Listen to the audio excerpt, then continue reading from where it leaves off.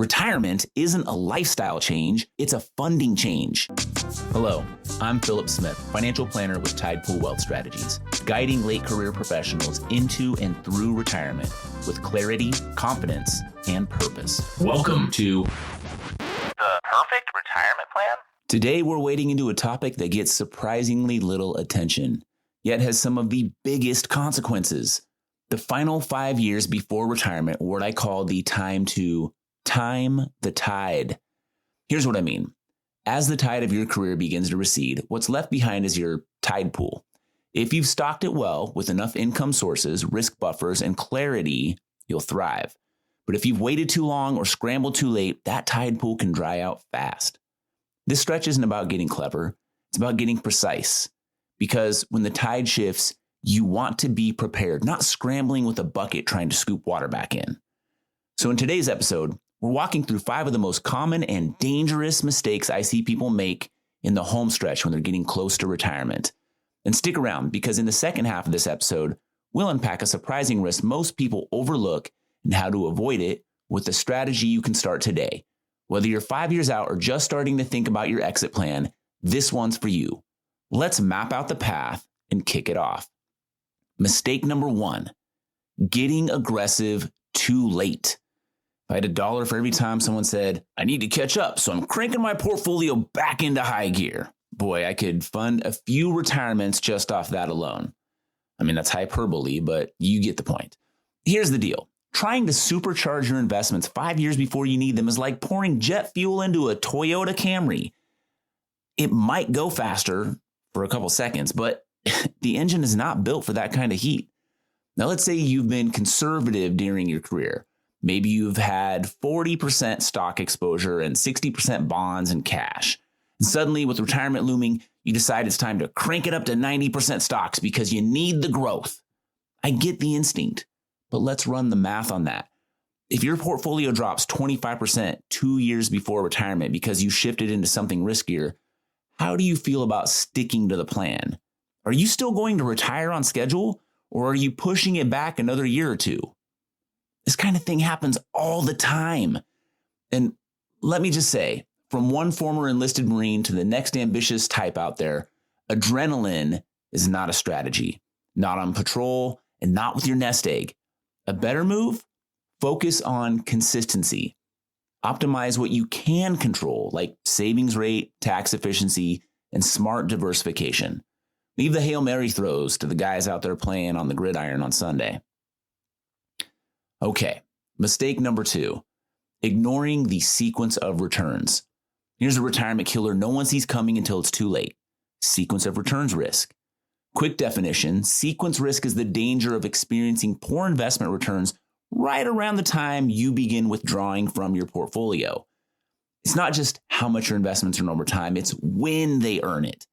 Imagine 2 people with identical portfolios and identical average returns. One retires in a bull market, the other retires in a market downturn. 10 years later, their outcomes look wildly different despite having the same average return. The second person had to sell investments when they were down just to cover basic living costs. That locks in the losses.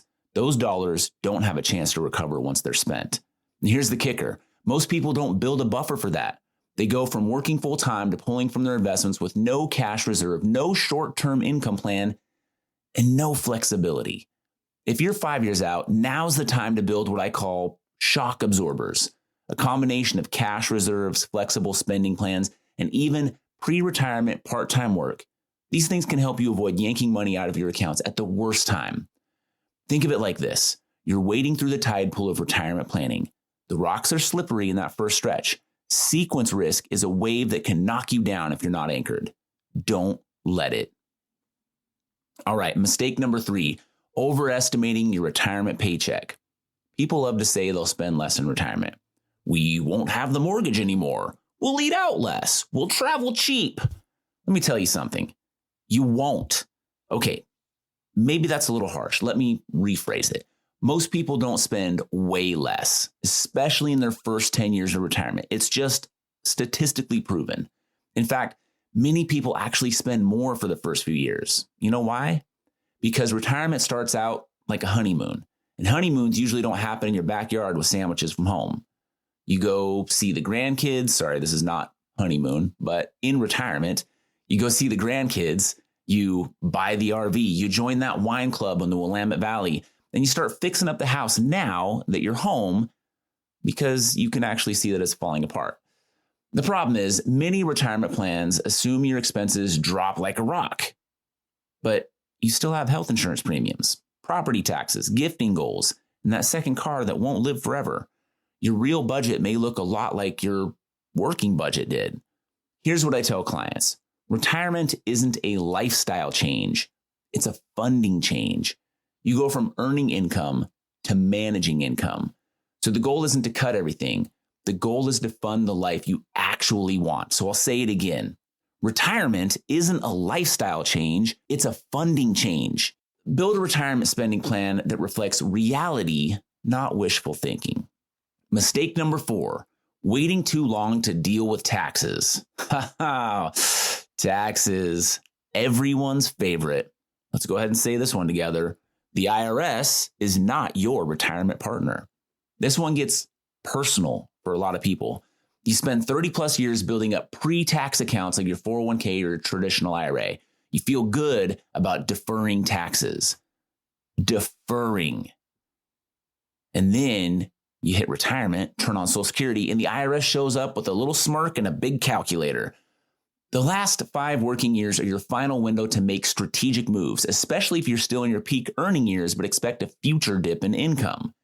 Here's the short list of things you might want to explore now, not later. Roth conversions while you're in a known tax bracket. Keep in mind that converting from a traditional IRA to a Roth IRA is a taxable event. Of course, the benefit is that a Roth IRA offers tax-free withdrawals on taxable contributions. But remember, to qualify for the tax-free and penalty-free withdrawal or earnings, a Roth IRA must be in place for at least 5 tax years. The distribution must take place after age 59 and a half or due to death, disability, or first-time home purchase. First-time home purchase gets you up to $10,000 lifetime maximum. Depending on state law, Roth IRA distributions may be subject to state taxes. I'm looking at you, Michigan and Mississippi. Wouldn't recommend retiring in those states if you've accumulated Roth IRA money. Okay, that was a bit of a disclosure tangent. You can thank my compliance later. So other things on the short list to do now, not later. So first thing was Roth conversions while you're in a known tax bracket. Next is accelerating income into a low tax year. You could also spread out capital gains over multiple years. Happy to have that discussion. And pre-planning RMD strategy to avoid the Medicare IRMA surcharges. Happy to talk about that topic at some time as well. You see, this stuff doesn't happen by accident. And if you wait until you're 73 and start taking hits from the required minimum distributions or RMDs, your options get a lot more limited, especially if you're a surviving spouse who inherits everything and suddenly jumps tax brackets. Yikes. That widow tax penalty is very real. If the words Roth conversion, IRMA, IRMAA, or tax drag sound like industry jargon, you're not alone. I tried to make it as understandable as possible, but sometimes you have to use the terms. Now, if you want clarity on what those terms mean, that's what financial advisors are for. But ignoring taxes is like ignoring the weather forecast before a hike in the Cascades. Just because it's sunny now doesn't mean there's not a storm brewing. Okay, mistake number 5, leaving life planning out of the financial plan. Let's land the plane with something most advisors skip: your actual life. I talk to a lot of people who've mapped out their investments, pensions, and benefits, but have no idea what they're retiring to. They've planned out of work, but not into something else. And that's a setup for disappointment, boredom, even depression. Here's a question I've begun asking clients within a few years of retirement. What do your Tuesdays look like after you stop working? If you can't answer that, you're not quite ready to retire. You might be financially prepared, but not emotionally, not relationally, not spiritually. The best retirement plans are the ones that sync your money with your personal mission. If you want to volunteer, let's plan for that. If you want to travel 6 weeks a year, we need to fund it. If you want to start a side business or mentor younger professionals or spend more time with grandkids, your plans should reflect that. Retirement is not a finish line. It's a handoff in the relay race. Maybe a better analogy, little less aligned with the rat race many are trying to escape when they retire. It's a milestone along the path of life. And this critical window is where you map out where that path is going to take you.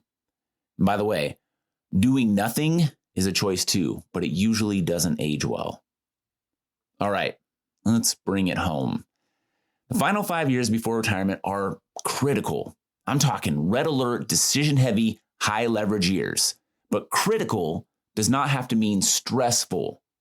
Those years when you're about to retire don't have to be stressful if you avoid the landmines.